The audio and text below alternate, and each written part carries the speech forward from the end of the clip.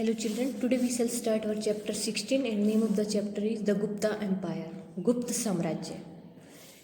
We have read in the earlier chapter about Kushan rulers. हम पिछले अध्याय में कुषाण शासकों के बारे में पढ़ चुके हैं.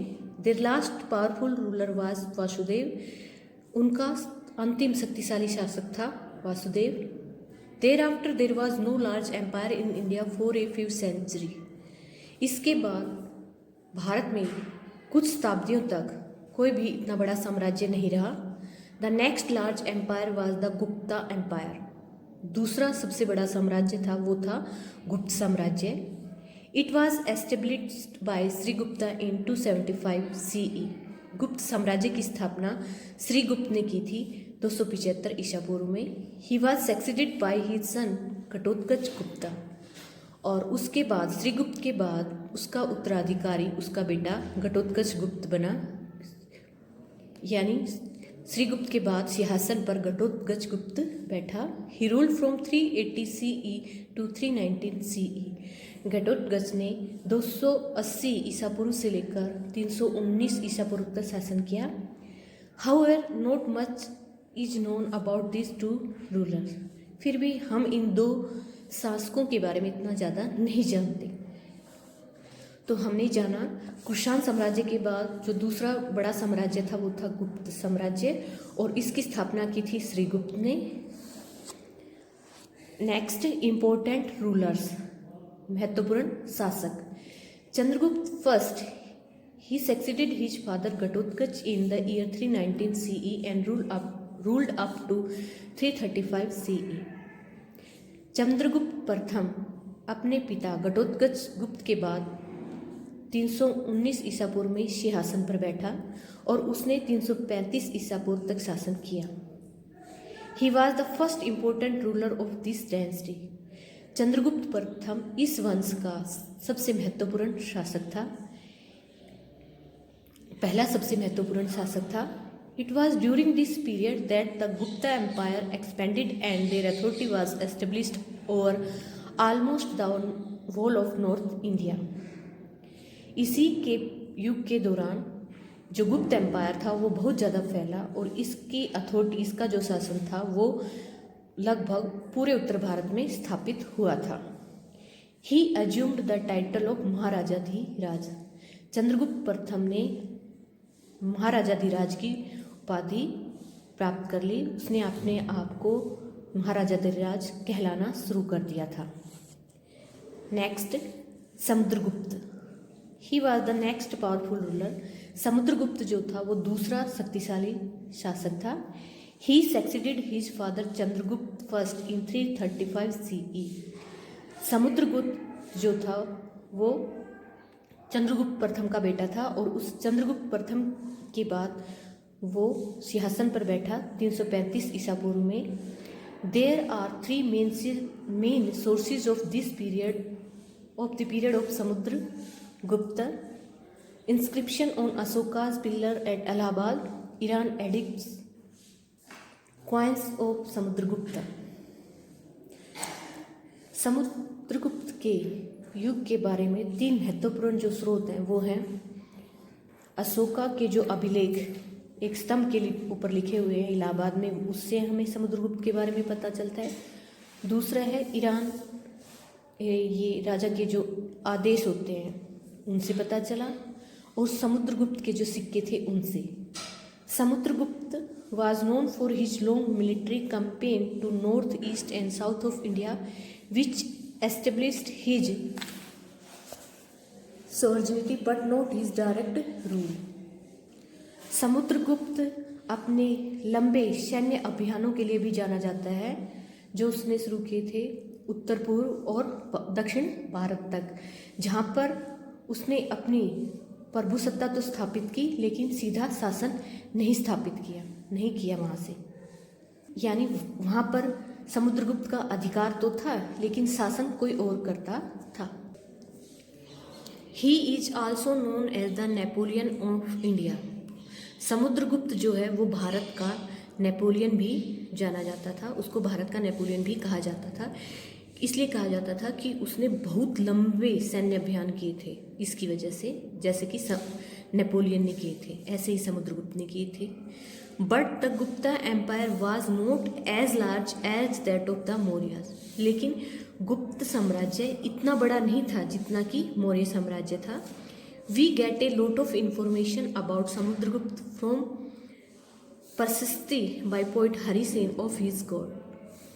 हम बहुत ज़्यादा सूचना जो प्राप्त करते हैं समुद्रगुप्त के बारे में, वो उसके कवि, उसके दरबार के जो कवि थे हरिसेन ने जो प्रशस्ति लिखी है उससे प्राप्त करते हैं।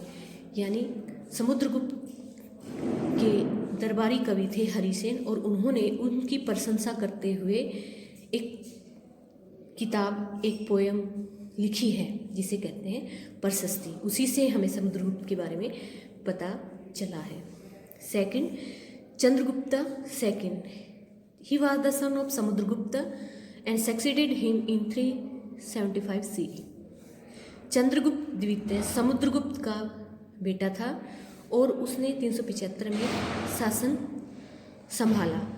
वो 375 ईसा पूर्व में सिंहासन पर बैठा। According to an inscription on the iron pillar at Mehrauli near Qutub Minar, he assumed the title of Vikramaditya. Mehrauli Qutub Minar के पास दिल्ली में एक लोहे का स्तंभ है, वहाँ पर एक अभिलेख लिखा है। उससे ये पता चला कि चंद्रगुप्त द्वितीय ने विक्रमादित्य की उपाधि हासिल की थी। The inscription also tells us about the victory campaign of Chandragupta. जो अभिलेख हैं वो हमें ये भी बताते हैं कि चंद्रगुप्त के जो विजयी अभियान है उनके बारे में। Chandragupta was not only a great warrior and an able administrator, but also a great patron of art and learning। Chandragupta जो था वो केवल एक महान शासक ही नहीं, एक कुशल प्रशासक ही नहीं, बल्कि एक महान संरक्षक था कला और लर्निंग का, पढ़ाई का, शिक्षा का। He had many scholars, poets and artists in his court। उसके दरबार में बहुत से स्कॉलर्स, ज्ञानी, दार्शनिक थे, कवि थे और कलाकार थे उसके दरबार में। The best 9 were known as the Navratna. Example, Kalidas was a renowned poet of his court. जो सबसे अच्छे 9 थे वो नवरत्न के नाम से जाने जाते थे। उदाहरण के लिए कालिदास जो था उसके दरबार का सबसे प्रसिद्ध कवि था। नेक्स्ट, एडमिनिस्ट्रेशन, प्रशासन। The king was all powerful but he ensured the welfare and happiness of the people. गुप्त साम्राज्य के दौरान जो राजा होता था वो सबसे शक्तिशाली होता था, लेकिन वो ये सुनिश्चित भी करता था कि लोगों का कल्याण भी हो और लोग खुश रहें। He had a council of ministers like मंत्री, सचिव, संधि विग्रहिक, महासेनापति एटसेट्रा। उसके पास एक मंत्री परिषद थी जिसमें होते थे मंत्री, सचिव, संधि विग्रहिक, महासेनापति आदि। They advised and assisted him। और जो ये काउंसिल ऑफ मिनिस्टर थी ये उसको सलाह भी देते थे और उसकी मदद भी करते थे राजा की। But the king was not bound to accept their advice. लेकिन राजा बाध्य नहीं था कि वो उनकी सलाह ही माने, राजा अपने अकॉर्डिंग ही निर्णय ले सकता था। The empire was divided into provinces known as bhuktis और देश। जो साम्राज्य था वो प्रांतों में बटा हुआ था जिनको भुक्टीज या देश कहते थे।